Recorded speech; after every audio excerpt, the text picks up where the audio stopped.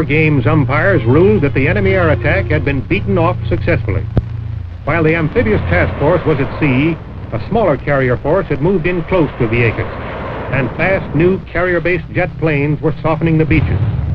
Sortie after sortie swept across the white sand, dropping bombs, strafing, and hurling rockets.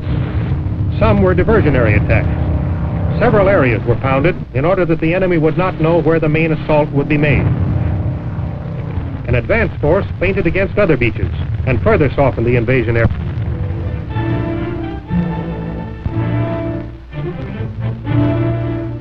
The main unit, the amphibious task force, came into position off Vieques under cover of darkness shortly before H hour.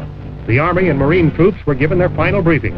The powerful warships were ready and bristling, their big guns taking dead aim on the shore.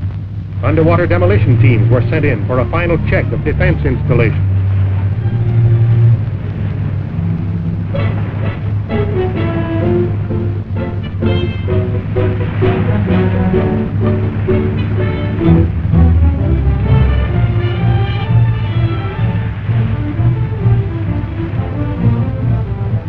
The covering bombardment began at dawn, the big stuff letting go with a roar.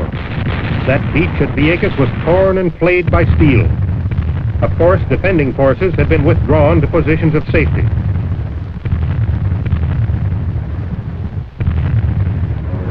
An umbrella of aerial support opened wide in the sky.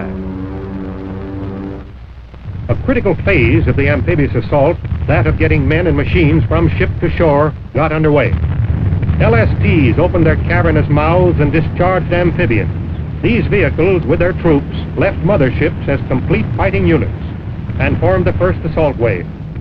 Then streams of landing craft set out for the beach, each boat packed with its complement of Army and Marine troops. In lines like these, they pointed to the shore, to the enemy's heart. Each man understood his mission. It was simply to attack and wrest the enemy's land from him, to secure a beachhead from which further operations could be conducted. Other LSTs shook their shoulders to launch combat vessels carried as deck loads. As the assault troops neared shore, a blazing curtain of fire was laid down before them. Navy rocket ships literally saturated the beach. It could be assumed that defensive installations on the beach had been neutralized. Attacking as if under fire from behind the beach, the Marine and Army troops splashed ashore and took hold of a few precious yards of sand.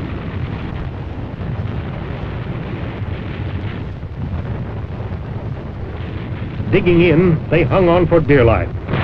Theoretical enemy artillery, well camouflaged, opened up suddenly on the exposed stretch of sand.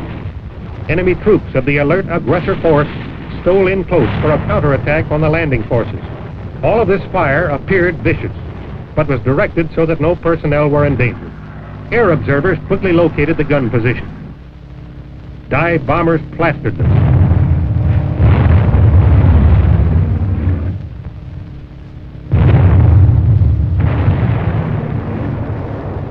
Naval guns directed withering fire at them from offshore.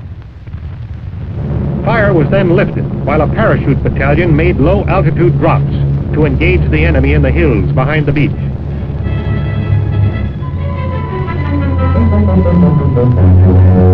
Our own troops, clinging grimly to the beachhead, rose out of foxholes and pressed forward.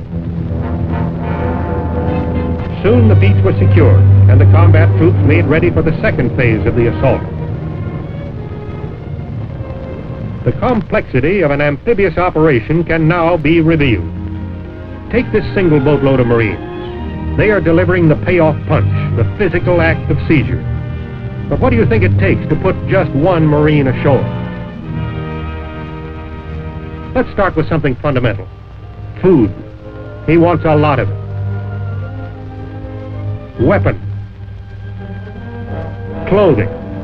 Water. Ammunition. Medicine. He needs that small boat to make the all-important landing. Larger vessels to carry the small boats and to carry the food and weapons. And incidentally, that Marine himself. Still larger vessels to protect the transports, warships. And the largest warships must have the protection of swift destroyers. of submarines, of aircraft, and of minesweepers.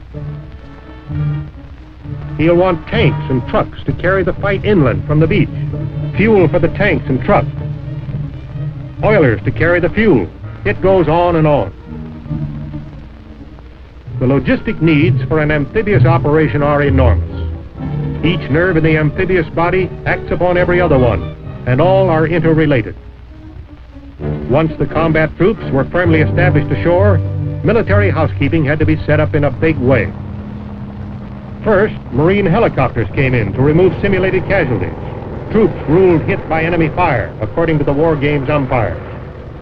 This was just one phase of efficient, progressive medical planning.